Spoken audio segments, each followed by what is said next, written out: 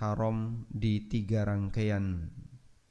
Jadi bulan haram pertama Dzulqa'dah, kemudian Dzulhijjah dan Muharram. Dan karena ini bulan haram, tentu saja di situ ada aturan yang lebih ketat. Sebab ketaatan di bulan haram lebih besar pahalanya, sebagaimana maksiat di bulan haram lebih berbahaya akibatnya. Mudah-mudahan Allah Subhanahu wa taala jadikan kita untuk bisa selalu menjaga diri, terutama di waktu-waktu yang mulia. Baik, biar lebih maksimal, mungkin bapak-bapak yang berada di dalam bisa lebih maju. Kasihan yang di selatan kedinginan, ya nggak dapat sajadah, sebab kajian kita tidak diasuransikan. Ya. Bukan jenengan mulai pilek itu kan bukan tanggung jawab takmir ya. Baik, kita mau bahas tentang lanjutan kemarin ya, dialog bid'ah hasanah. Dan nanti di kesempatan ini saya akan menyinggung beberapa dalil yang dipakai oleh sebagian untuk membenarkan keberadaan bid'ah. Pada pertemuan sebelumnya kita sudah menyebutkan keterangan beberapa ulama tentang arti dolalah, dan memang di situ ada 2 pendapat ya. Pendapat pertama mengatakan kullu bid'atin dolalah, kullu di situ mencakup semuanya tanpa pengecualian, dan itu adalah keterangan Asy-Syatibi salah satunya. Kemudian ada yang mengatakan bahwa kata kullu di situ artinya adalah amun makhsus, bermakna umum tapi dikecualikan, dan ini pendapat An-Nawawi. Namun maksud An-Nawawi dengan beliau menyebutkan bahwa ada bagian bid'ah yang hasanah, maksudnya adalah bid'ah secara makna bahasa. Karena dalam contoh yang beliau sebutkan, beliau juga menyatakan ada praktek yang ini harus diingkari, dan beliau sebut sebagai bid'ah yang mungkarah. Baik, sekarang kita akan lihat amalan sahabat di luar bimbingan Nabi sallallahu alaihi wasallam. Jadi beberapa amalan berikut sering dijadikan dalil. Inilah contohnya, dulu sahabat melakukan amalan tanpa bimbingan Rasulullah sallallahu alaihi wasallam. Berarti ini bukti orang boleh melakukan praktek bid'ah, atau bahasa lain adalah jika semua amalan yang tidak ada panduan dari Nabi sallallahu alaihi wasallam disebut bid'ah, maka para sahabat melakukan bid'ah. Nah, nanti akan kita ulas bagian itu, dan berikut bantahan yang atau sanggahan yang disampaikan oleh para ulama dalam masalah ini. Pertama, salatnya Bilal. Dari Abu Hurairah radhiyallahu anhu, Nabi sallallahu alaihi wasallam bertanya kepada Bilal, "Ya Bilal, hadithni bi arja amalin amiltahu fil Islam." Wahai Bilal, tolong ceritakan kepadaku amal apa yang paling kau harapkan, yang paling kau andalkan, yang kau lakukan di dalam Islam.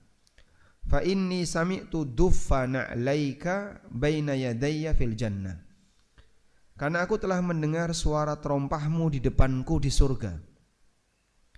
Ada suara sandal Bilal di depan.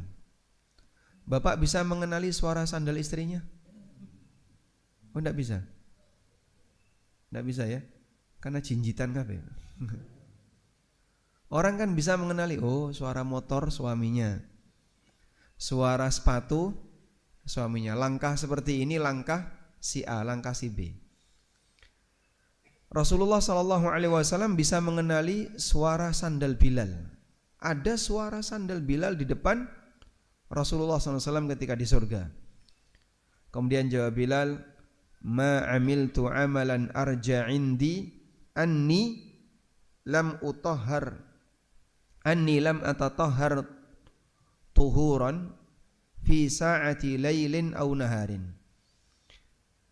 Tidak ada satu amalan yang paling aku harapkan pahalanya menurutku selain amalan ini, yaitu anni lam atatahhar, setiap kali aku bersuci, tuhuran fi sa'ati lailin aw naharin, baik siang maupun malam, illa shallaitu bidzalika tuhuri musalliya.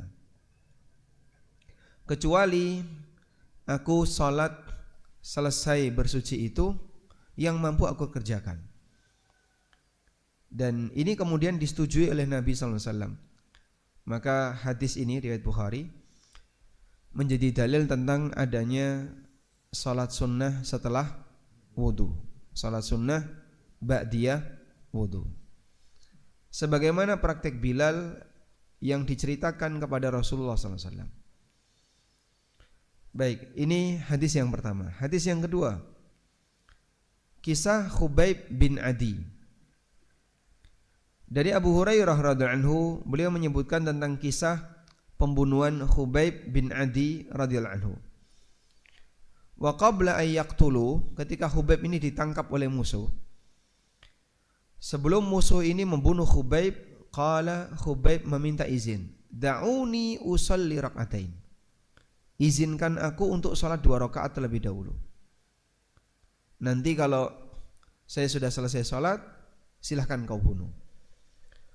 Lalu kata Abu Hurairah, fakana awwala man sanna rak'ataini indal qatli, maka Khubayb adalah orang pertama yang menetapkan atau yang menjadi teladan adanya salat 2 rakaat sebelum dibunuh. Dan itu terjadi di masa Rasulullah sallallahu alaihi wasallam, sehingga hadis ini menunjukkan bahwa syariat menyetujui praktek tersebut. Yang ketiga, doa i'tidal karangan sahabat. Dan dalil yang ketiga ini pernah saya dengar langsung, mungkin Bapak Ibu juga bisa mengakses di YouTube ya. Ada salah satu dai yang menyampaikan, jika semua amal tanpa bimbingan Nabi SAW disebut bid'ah, maka ini juga masuk kategori bid'ah. Dari Rifa'ah bin Rafi' radhiyallahu anhu, bahwa ada orang yang salat jamaah bersama Nabi sallallahu alaihi wasallam. Nah, saat i'tidal orang itu membaca alhamdulillahi hamdan katsiran thayyiban mubarakan fi. Seusai salat, Nabi sallallahu alaihi wasallam bertanya, siapa yang membaca kalimat itu? Nabi sallallahu alaihi wasallam bertanya, siapa yang membaca kalimat itu? Setelah pelakunya ngaku, lalu Rasulullah SAW mengatakan, ra'aitu bid'atan wa thalathina malakan, aku melihat lebih dari 30 malaikat, yabtadirunaha, mereka berlomba untuk mencatatnya siapa di antara mereka yang pertama kali menuliskannya. Baik, berarti kalimat ini dibaca oleh sahabat tanpa petunjuk dari Nabi sallallahu alaihi wasallam. Dan hadisnya sahih riwayat Bukhari Muslim. Nah, semua disebutkan isinya adalah ada sahabat melakukan amal, lalu Nabi SAW tanya, amalmu itu apa? Doa yang kamu baca apa? Siapa tadi yang membaca doa ini? Berarti menunjukkan kalau beliau tidak mengajarkannya, tapi dipraktekkan oleh sahabat itu.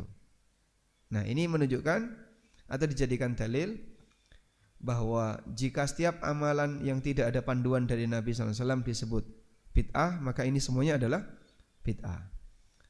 Nah, kalau itu bid'ah dan itu direstui, berarti jadinya bid'ah hasanah.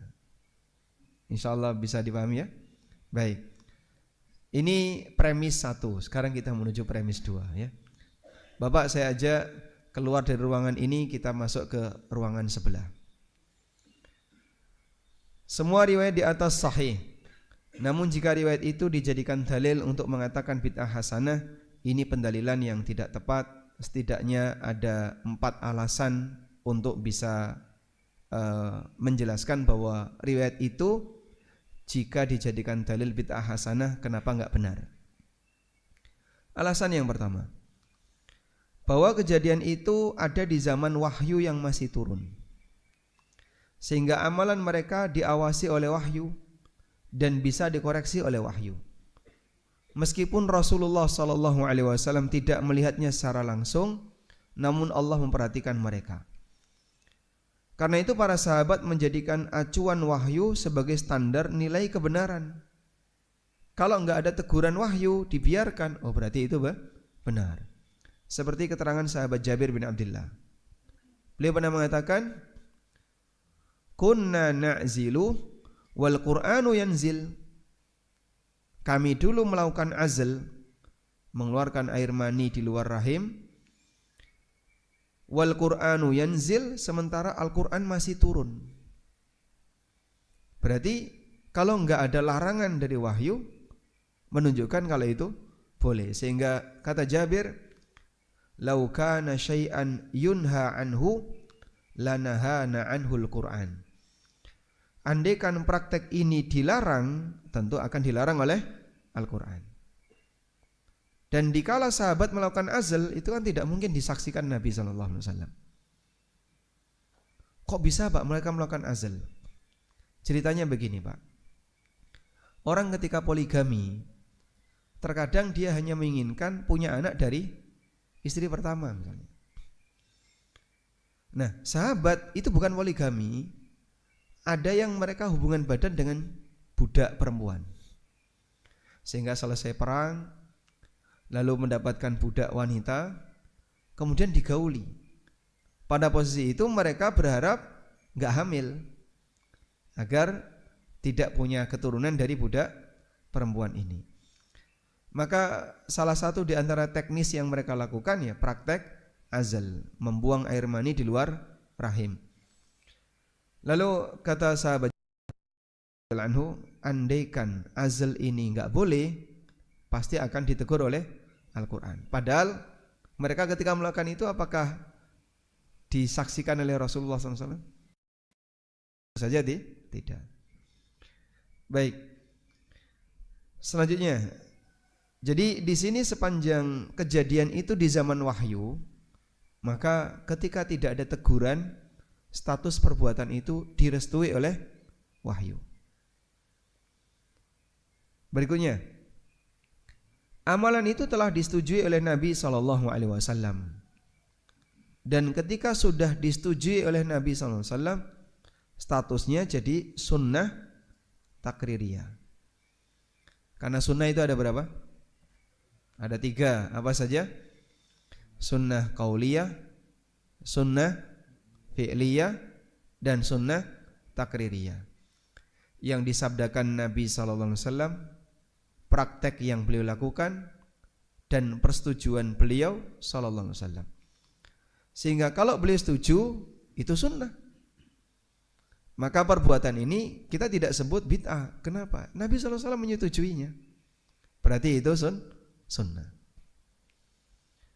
Setelah Nabi SAW wafat, terus siapa yang menjadi jaminan ya, kalau amalan itu akan disetujui oleh beliau SAW? Di sini ada yang kurang. Siapa yang bisa menjamin bahwa amalan itu akan disetujui oleh Nabi SAW? Apakah Bapak sudah minta izin ke makam beliau? Oh, saya enggak datang ke sana. Lah terus dari mana Anda tahu kalau amalan baru ini disetujui oleh Nabi SAW? Sementara beliau sudah wafat. Kalau beliau masih hidup, kita bisa ngukur Nabi SAW setuju, berarti sunnah qauliyah atau sunnah takririyah. Baik. Alasan yang ketiga, tidak semua amaliyah sahabat disetujui oleh Nabi SAW.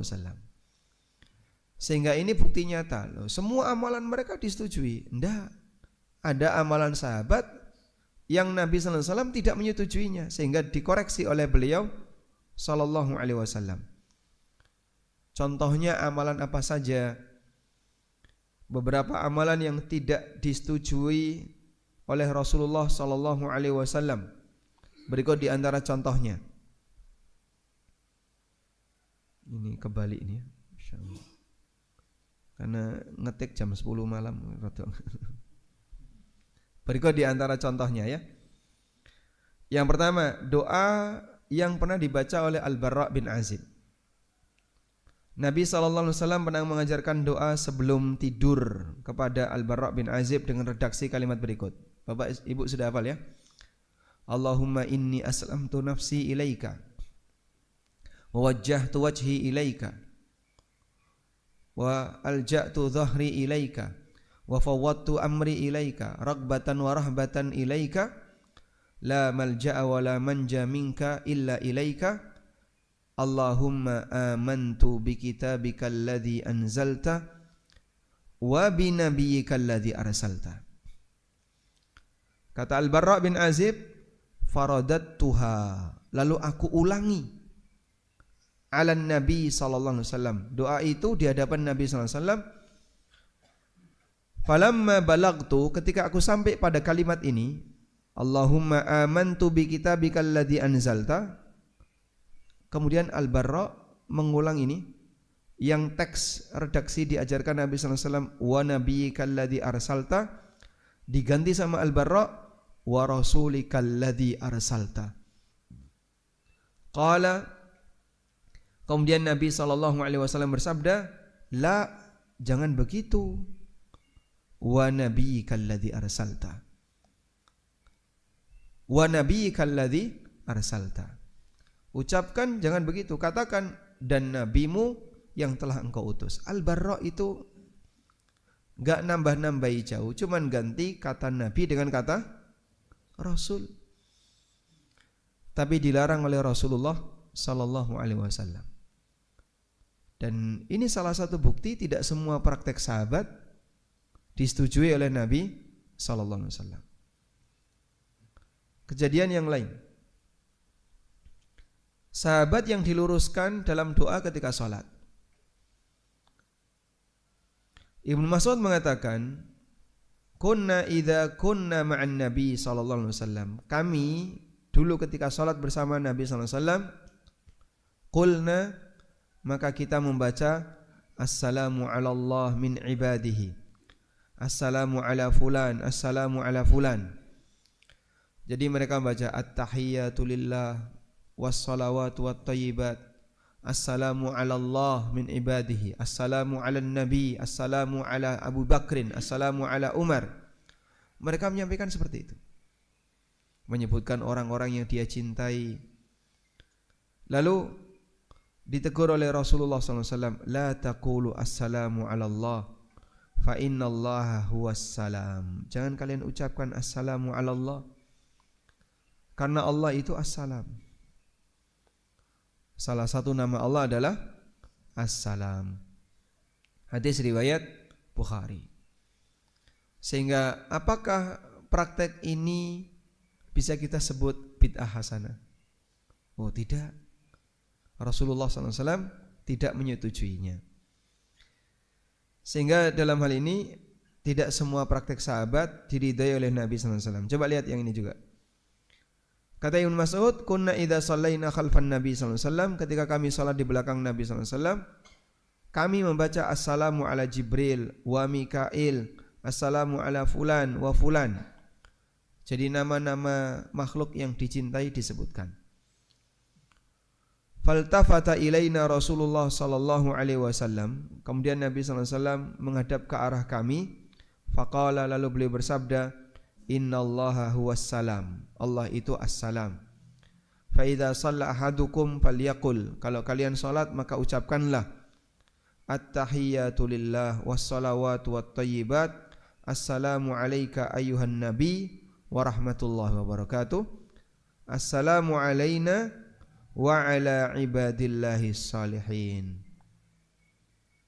Fa innakum idza qultumuha, kalau kalian mengucapkan kalimat ini, asabat kulla abdin lillahi salihin fis sama'i wal ard, maka salam kalian ya bisa kepada seluruh hamba Allah yang ada di langit dan di bumi, mencakup seluruh hamba Allah yang ada di langit dan di bumi. Jadi kalau kalian menyebutkan satu-satu, assalamu ala Jibril, assalamu ala Mikail, assalamu ala Abi Bakrin, ala Umar, terlalu banyak nanti. Pakai kalimat yang lebih ringkas, assalamu alaina wa ala ibadillahi salihin. Keselamatan bagi kami dan kepada seluruh hamba Allah yang saleh. Ya kan, mencakup semuanya. Hamba Allah yang saleh itu mencakup yang ada di langit dan di bumi. Baik. Jadi pada posisi itu terkadang mereka melakukan amalan yang tidak disetujui Nabi SAW. Kemudian sikap sahabat yang diluruskan. Sebagian sahabat saat salam ketika salat mereka sambil membuka tangannya. Ya, Bapak Ibu lihat ya. Assalamualaikum warahmatullah. Assalamualaikum warahmatullah. Jadi tangannya ke kanan dan ke kiri. Lalu Nabi SAW bersabda, "Mali arakum rafi'i aidikum ka'annaha aznabu khailin syumsin." Mengapa aku melihat kalian mengangkat tangan kalian seperti ekor kuda liar yang kopat-kapit, enggak bisa berhenti. Maka beliau minta uskunu fis shalah, tenanglah dalam salat. Sehingga tangannya jangan kopat-kapit ketika salat. Assalamualaikum, assalamualaikum.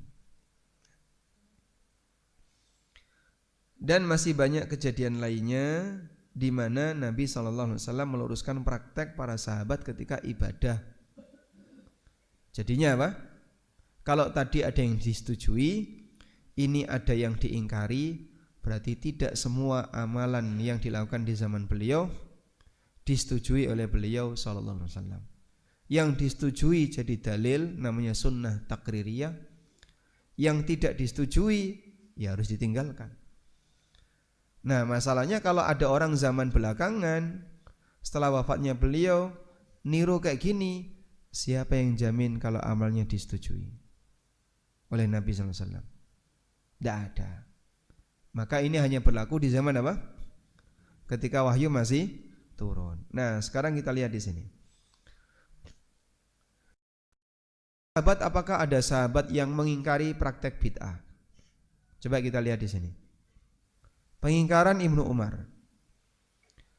Ada seorang lelaki yang bersin di dekat Ibnu Umar, lalu beliau mengucapkan, orang itu mengucapkan, Alhamdulillah wassalatu wassalamu ala Rasulillah. Jadi wahing Alhamdulillah wassalamu ala Rasulillah. Ibnu Umar menegurnya, lalu beliau mengatakan, wa ana aqulu alhamdulillah wassalamu ala Rasulillah. Aku juga sama. Aku mengucapkan alhamdulillah wassalamu ala Rasulillah. Wa laisa hakadha 'allamana Rasulullah sallallahu alaihi wasallam. Akan tetapi bukan begitu yang diajarkan kepada kami oleh Rasulullah sallallahu alaihi wasallam. Beliau mengajarkan kepada kami kalau bersin mengucapkan alhamdulillahi ala kulli hal. Maka di antara doa bersin, alhamdulillahi ala kulli halin. Hadis riwayat Tirmidzi, Tabrani dan yang lainnya. Baik, selanjutnya ini hadis yang cukup panjang. Pengingkaran Ibnu Mas'ud terhadap orang yang melakukan dzikir jama'i.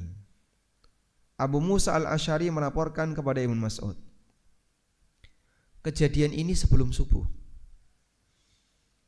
Aku melihat sekelompok orang di masjid, dan ini di daerah Kufah, bukan di Madinah, karena Ibnu Mas'ud ditunjuk oleh Umar untuk menjadi pengajar di Kufah.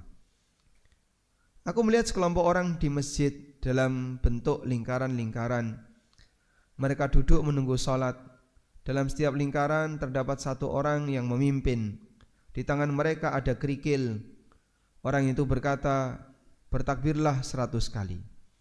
Lalu mereka bertakbir 100 kali.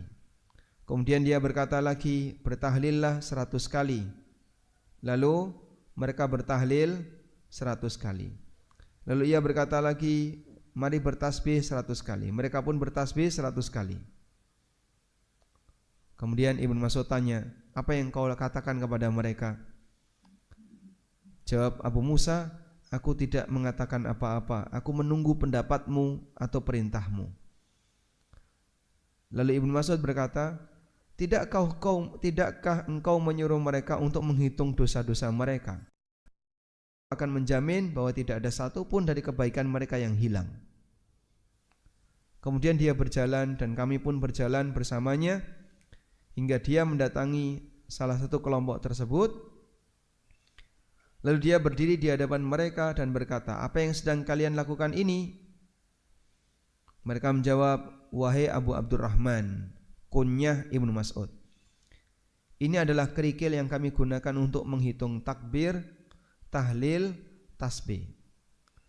Nah, beliau mengucapkan kalimat ini, "Fa'uddu sayyi'atikum fa ana dhaminun alla yudayyi'a min hasanatikum syai'un." Hitung saja dosa-dosa kalian. Aku jamin tidak akan ada satupun kebaikan kalian yang hilang. Waihakum ya ummata Muhammadin, celakalah wahai umat Muhammad, ma asra'a halakatikum, betapa cepatnya kalian menyimpang. Haula'i sahabatu nabiyikum sallallahu alaihi wasallam mutawafirun. Ini para sahabat Nabi kalian sallallahu alaihi wasallam masih banyak yang hidup, sementara kalian sudah membuat cara ibadah yang baru. Jadi pasca wafatnya Nabi sallallahu alaihi wasallam, karena Ibnu Mas'ud ada di Kufah itu di zaman Umar. Ketika ada yang baru, sahabat itu sensitif, lalu diingatkan. Ini Nabi sallallahu alaihi wasallam enggak pernah ngajarin kayak gini. Berarti apa? Pasca berhentinya wahyu, kejadian yang kemarin sudah tidak berlaku, di mana orang melakukan amalan tertentu kemudian disetujui oleh Nabi SAW. Setelah itu sudah nggak ada lagi. Sehingga kalau ada praktek yang sahabat melihat ini kok nggak ada contohnya, mereka ingkari. Contoh yang lain, adzan zuhur ditambahi. Abdullah bin Umar pernah masuk di sebuah masjid untuk sholat di waktu zuhur. Tiba-tiba beliau mendengar muadzin melakukan taswib saat adzan zuhur. Taswib itu apa, Pak? Kalimat as-salatu khairum minan naum. Dia adzan zuhur tapi ada tambahan as-salatu khairum minan naum. Ibnu Umar langsung keluar dari masjid itu. Dan beliau mengatakan akhrajatnil bid'ah. Aku terpaksa keluar karena bid'ah. Hadis riwayat Abu Dawud dan Al-Baihaqi. Baik. Nah, ini langsung saya bawakan keterangan ulama Syafi'iyah. Jadi praktek ini yang dinilai dan diingkari oleh Imam Syafi'i. Demikian pula Syekh Bakri Ad-Dimyati, Abu Bakar Ad-Dimyati, penulis kitab I'anatut Talibin. Pak Shadiq mesti kenal ya, kitab I'anatut Talibin. Kata Imam Syafi'i, wa akrahul ma'tam wa hiyal jama'ah. Aku tidak menyukai praktek maktam, yaitu berkumpul orang-orang di rumah duka. Wa illam yakun lahum bukaun, meskipun tidak diiringi tangisan. Fa inna dzalika yujaddidul husna, karena itu memperbarui kesedihan. Wa yukalliful mu'nah ma'a ma madha fihi minal athar, juga membebani keluarga mayit padahal setelah ada larangan dalam hal ini, yaitu keterangan sahabat Jarir bin Abdullah, di mana beliau menilai, kami menilai dulu para sahabat, kalau ada orang kumpul-kumpul di rumah duka setelah pemakaman termasuk bentuk meratapi mayit. Nah, Syekh Bakri Ad-Dimyati mengatakan, ma yaf'aluhun nasu minal ijtima' inda ahlil mayyit wa sun'i ta'amin wa sun'i ta'am, apa yang dilakukan oleh sebagian masyarakat berupa kumpul-kumpul di rumah keluarga mayit dan membuat makanan, minal bid'il munkarah allati yuthabu ala man'iha waliyul amri. Bahwa praktek ini merupakan bid'ah yang mungkar dan penguasa akan diberi pahala jika mencegahnya. Wallahu a'lam. Baik, ini saya sebut apa ya, trigger ya, bahan yang mungkin nanti bisa kita diskusikan, karena judulnya kan dialog ya. Barangkali ada di antara jamaah yang mau menyampaikan sesuatu atau memberikan, silahkan. Wassallallahu ala nabiyyina Muhammadin wa ala alihi wa sahbihi wasallam. Baik. Mohon sabar ya. Depan dulu atau belakang dulu? Oh, belakang, insyaallah. Baik.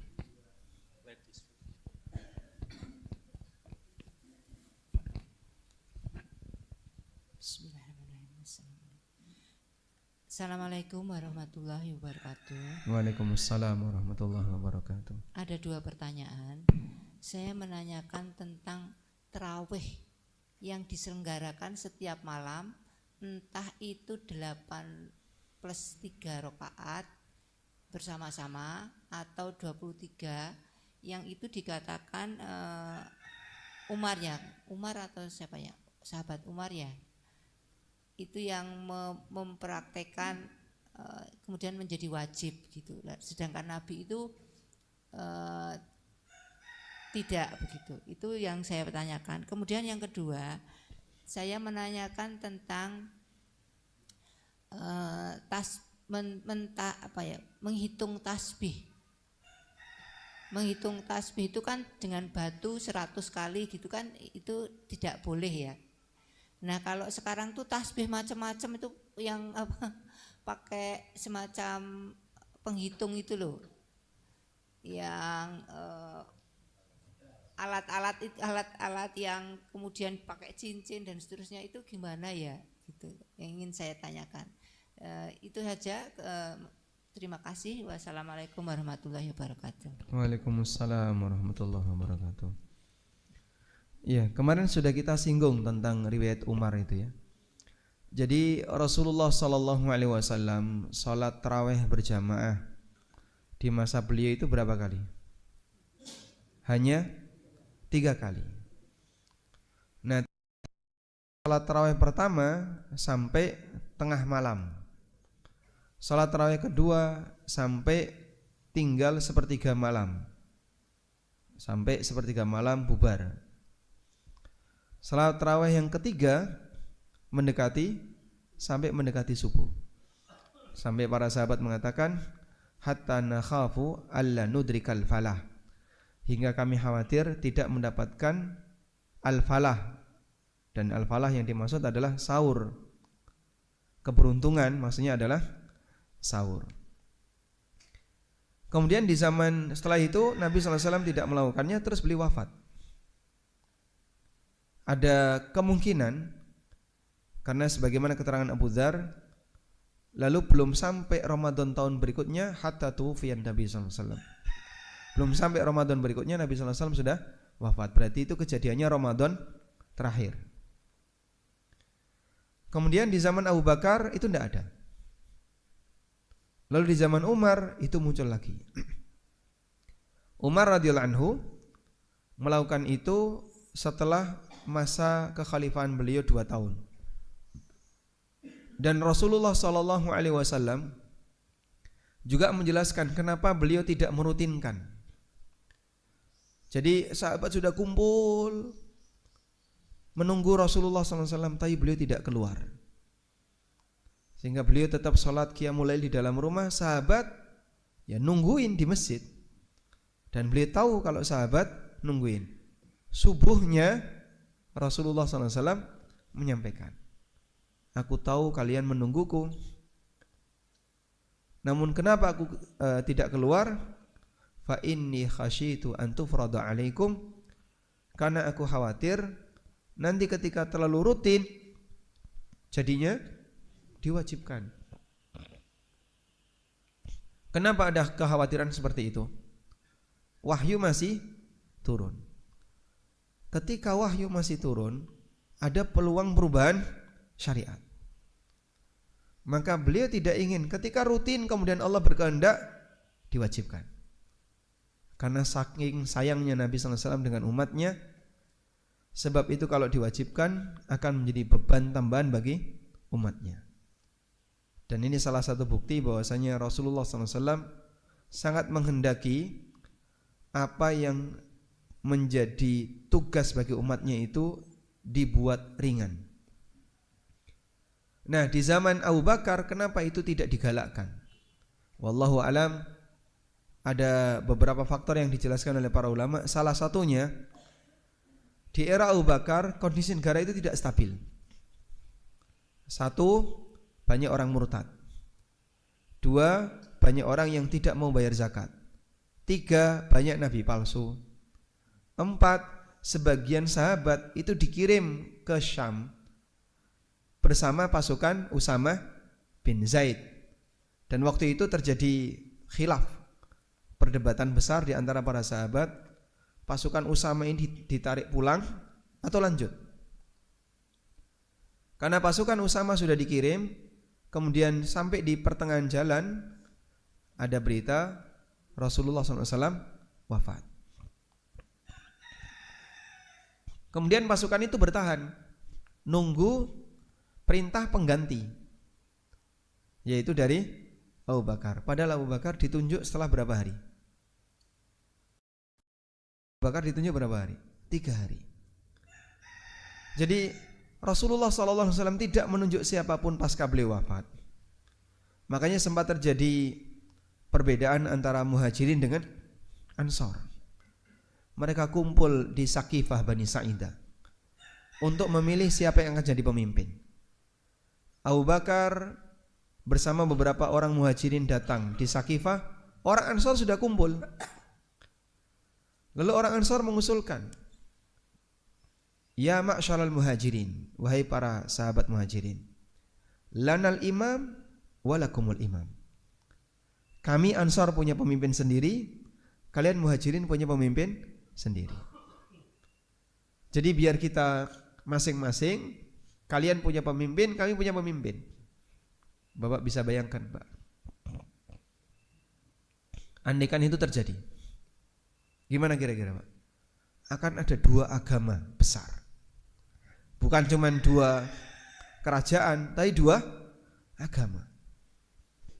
Namun walhamdulillah, orang Ansor itu hatinya luar biasa. Mereka penduduk asli Madinah, tapi tidak punya iri kepada pendatang, tidak punya kedengkian kepada pendatang. Loh, kita kan penduduk asli, lebih berhak. Gak ada komentar kayak gitu. Abu Bakar menyampaikan, Nabi SAW bersabda, al-imamatu min Quraisyin, yang boleh jadi imam harus dari Quraisy. Nurut mereka.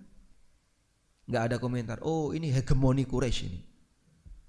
Ini orang Quraisy mau menguasai kami. Tidak ada speser pun. Diserahkan. Akhirnya mereka sepakat menunjuk siapa?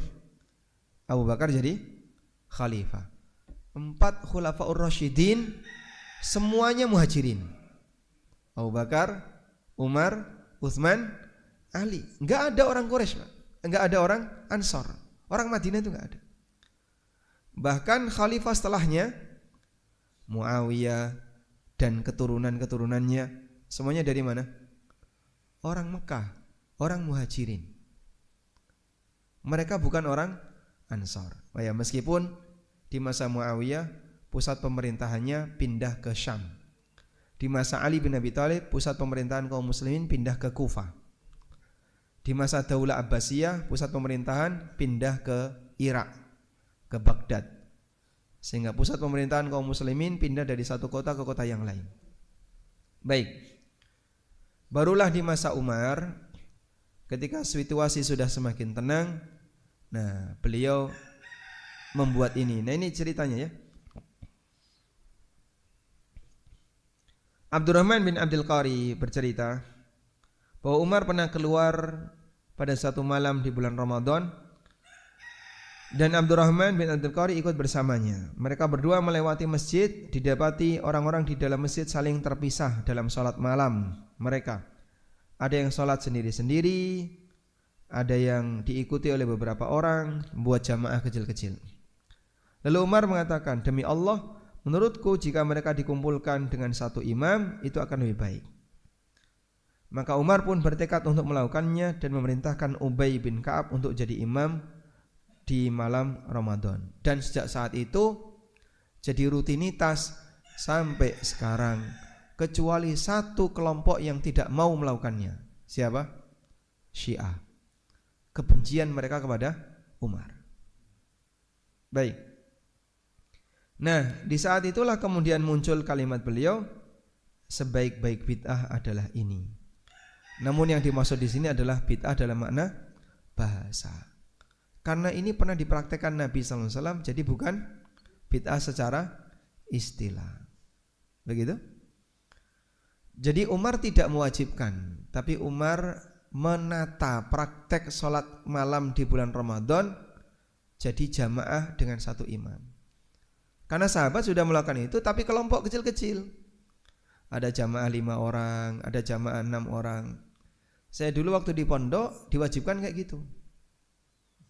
Sehingga pondok menetapkan santri bangun jam 3 membuat jamaah kecil-kecil. 5 orang, 6 orang, terus gantian jadi imam dengan hafalan yang sudah dimiliki. Jadi murojaahnya itu sambil qiyamul lail. Nanti si A jadi imam, gantian si B jadi imam di per 2 rakaat kan? 2 rakaat ini si A, 2 rakaat ini si B, sampai subuh. Dan praktek seperti itu yang dilakukan oleh para sahabat ketika di Masjid Nabawi. Kecil-kecil, gantian, mungkin gantian jadi imam atau salah satu jadi imam sampai selesai. Terus disatukan oleh Umar. Nah, jadi ini ketika disebut bid'ah, ya, bid'ah secara bahasa. Wallahu a'lam.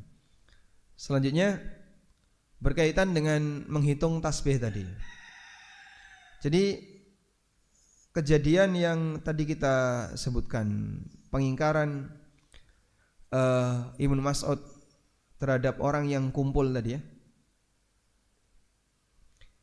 Yang diingkari oleh Ibnu Mas'ud itu ngitungnya atau jamaahnya. Dalam hal ini ada perbedaan pendapat. Mana tadi? Lihatnya di sini ya. Baik. Jadi yang diingkari oleh Ibnu Mas'ud itu ngitung zikirnya atau berjamaahnya. Karena mereka zikirnya berjamaah, halakoh kecil, bikin lingkaran-lingkaran kecil dipimpin oleh satu orang sambil nunggu sholat. Ayo tasbih bareng-bareng 100 kali. Subhanallah, subhanallah, subhanallah, subhanallah, subhanallah, subhanallah, sambil dihitung. Ya, samaannya. Satu lagi, bilangannya. 3, baik. Bapak nambahkan misalnya satu lagi. Apakah yang diingkari itu ngitungnya, yang pakai kerikil itu, atau berjamaahnya, atau bilangannya 100 kali? Baik. Ada yang mengatakan yang diingkari oleh Ibnu Mas'ud itu berjamaahnya. Dan di antara ulama yang menilai itu adalah Syekh Abdul Aziz bin Baz rahimahullah. Syekh bin Baz kan membolehkan pakai tasbih, sehingga orang berzikir pakai tasbih silahkan. Dan secara pribadi saya lebih cenderung ke situ. Makanya kalau ada orang bawa counter ya digital yang bentuknya cincin atau apapun itu kemudian dipakai ya, silahkan, karena dalam hal ini hanya masalah teknis menghitung. Sehingga Bapak mau ngitung pakai cincin, pakai counter, pakai kerikil, pakai apa ini? Tosbeh ya. Tahu tosbeh? Namanya kan tosbeh. Tosbeh, sak tos kabeh. Ya, karena dalam satu lingkaran itu totalnya sak tos. Ya. Makanya disebut tosbeh. Ya, saya ingat waktu masih SD itu. Jadi benda seperti ini pernah tak bongkar, Pak. Pernik-pernik kecil ada yang hilang, tak susun kembali, kurang dari 100 goleki. Karena harus 100. mungkin kelas 3 SD atau kelas 4 SD kan. Bapak punya yang warnanya hijau kalau dulu ya. Hijau kalau di kegelapan malam tuh nyala. Ya, produk kayak gitu kan udah nggak ada itu, Pak. Sekarang kan pakai kayu ya. Baik, intinya masalah teknis ini sebagian ulama longgar. Apalagi bagi sebagian orang yang kesulitan pakai ini, pakai jari. Saya kalau ngitung nganggo driji itu, Pak. Bingung ki mau tengen apa kiwa tengen, Pak. Nah, alat bantu itu dipersilahkan. Karena yang diingkari jamaahnya. Kalau jumlah 100 wallahu alam, sebab masalah jumlah itu zikir kan ada yang zikir mutlak ya. Sehingga mau pakai jumlah mau tanpa jumlah itu bebas. Walakulin intinya kalau kita mengambil pendapat ini berarti menggunakan alat hitung masih diizinkan, tapi jamaahnya nggak boleh. Sehingga kita nggak setuju kalau ada zikir dipimpin. Kalau zikir ya biarkan semua zikir, tidak perlu dipimpin. Sebab masing-masing orang bisa berzikir. Silakan.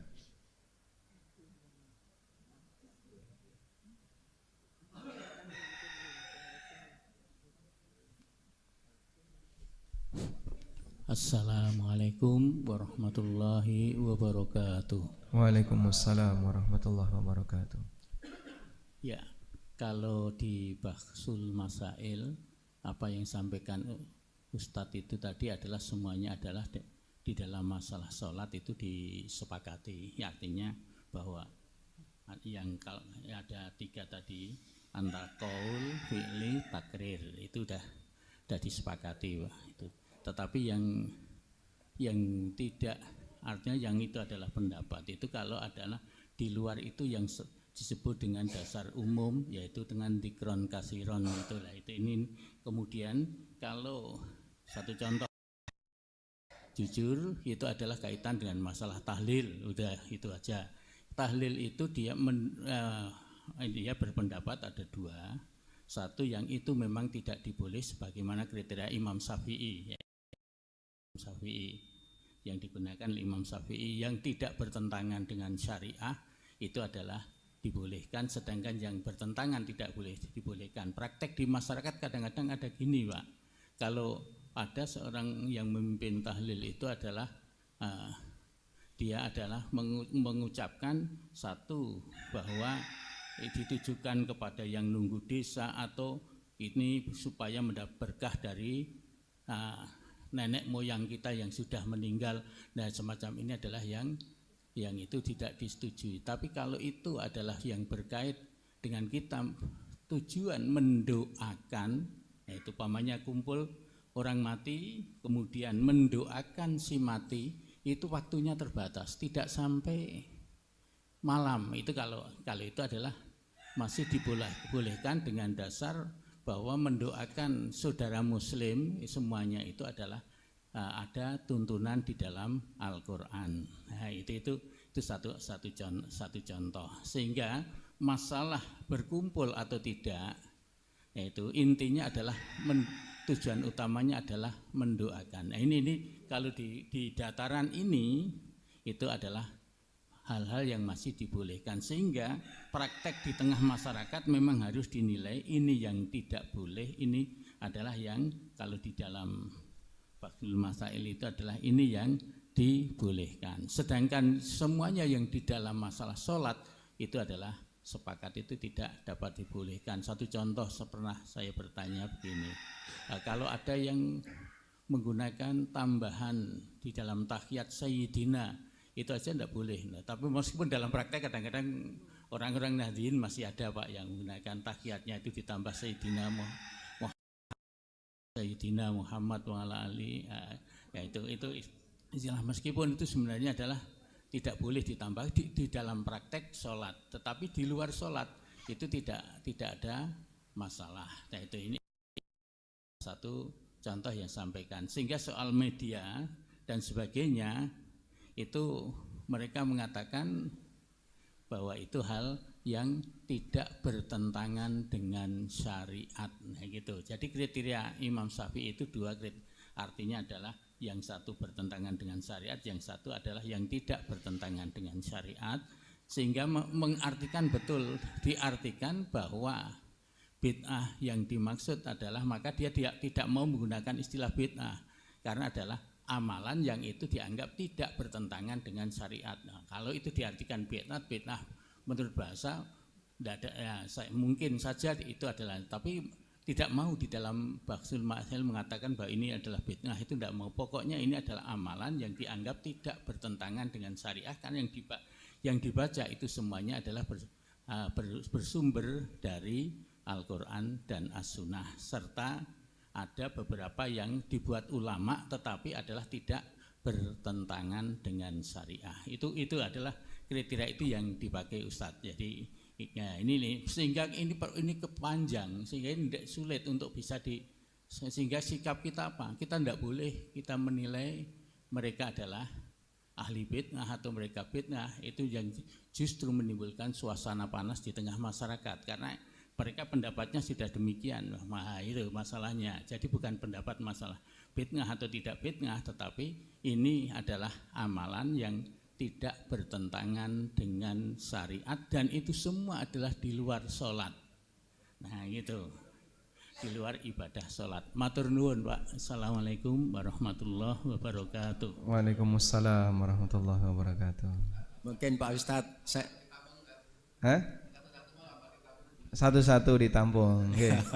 Atau saya nambah sedikit. Kameranya jadikan sana. Oh iya, nggih. Matur nuwun. Silakan. Oh iya, Monggo. matur nuwun. Tema kita adalah dialog ya bid'ah hasanah. Dialog bid'ah hasanah. Sampai jam berapa ya, kita ini nanti?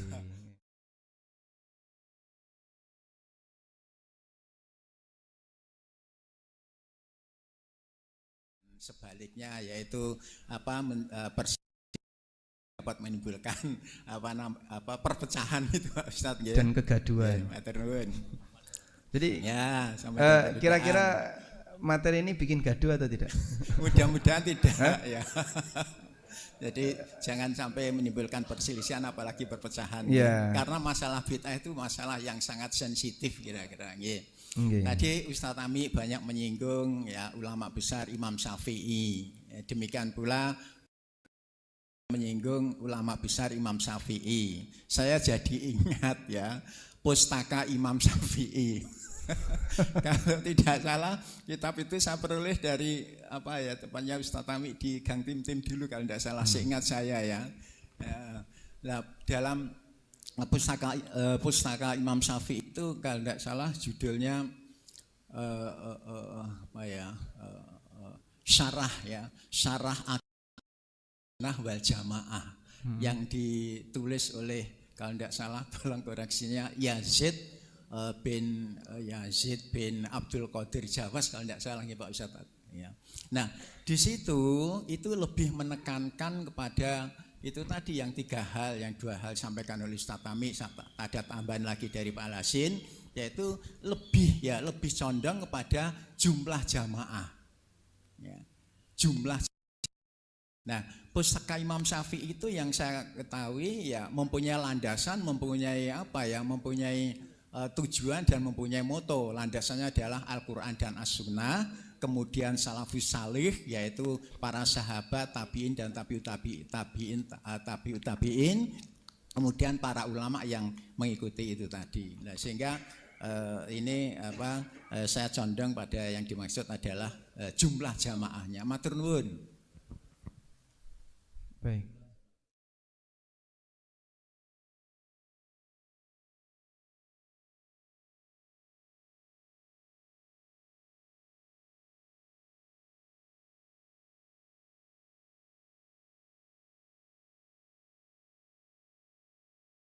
Landasan punya tujuan, punya moto itu tadi. Matur nuwun. Nggih, mungkin moga Bapak ada tambah lagi?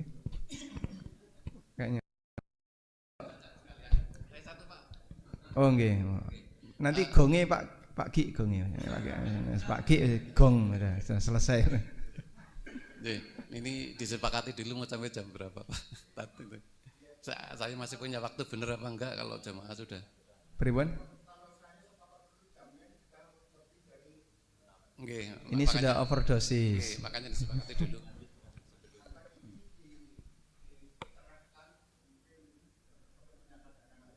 Oh ya, Masya Allah. Nah, satu lagi mau ditampung nggak? Tampung dulu.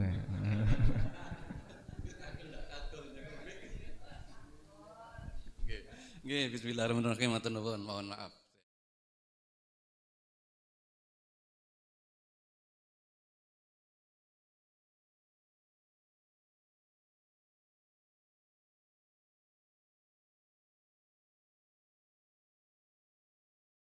Mudah-mudahan ya, mungkin dekat.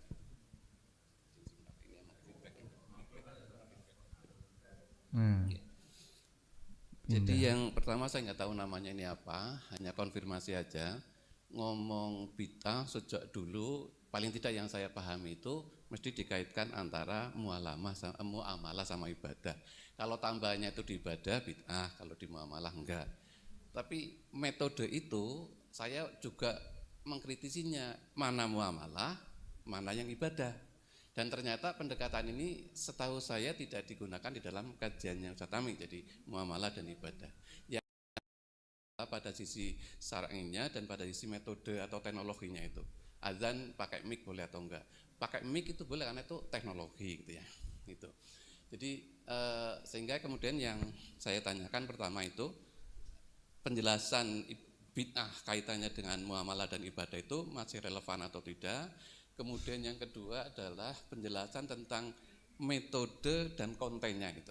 Karena ini terkait tadi dengan yang menghitung pakai kerikil. Jamaah ada kerikil di situ, ada hitungan berapa kali harus membaca, ada jamaah. Saya melihat bahwa di situ konteksnya adalah dia kalau jamaahnya adalah metode. Tapi yang dipermasalahkan kira-kira adalah siapa sih yang harus ngomong itu 100 kali, ada apa dalilnya harus 100 kali. Sehingga konkretnya yang ada di As-Salam itu adalah kami paling tidak hari Jumat itu pagi itu kami membaca bareng, tidak dipimpin, membaca bareng zikir pagi, ya. Kafi bareng. Zikir pagi baca Bismillahirrahmanirrahim 3 kali, ada hadisnya, ya. Kemudian ini harus 30 kali, ada 10 kali ada hadisnya. Nah, ini mohon konfirmasi apakah memang tadi jamaahnya, metodenya atau yang mana? Terima kasih matur nuwun. Nggih, Masya Allah, alhamdulillah. Nggih, ditampung ya, Pak, tampung. Muga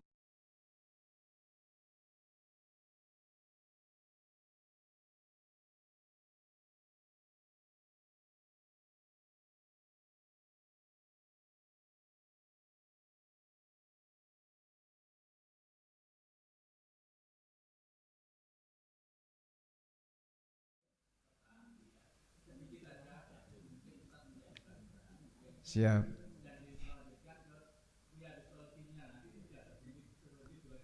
Nggih, pripun niki balik ke Riyadhus Shalihin atau nerusno gaduh seperti ini? Hah? Satu lagi berarti ya. Baik. Satu lagi insya Allah nanti saya coba mendiskusikan masalah dzikir jama'i tadi. Kalau tahlilan mau disinggung enggak? Hah? Disinggung, ya sudah. Jadi seputar tahlilan dan dzikir jamaah itu aja ya. Insyaallah. Baik. Ya termasuk itu kan peta, penjelasan tentang peta. Kemarin sebenarnya sudah sempat kita singgung.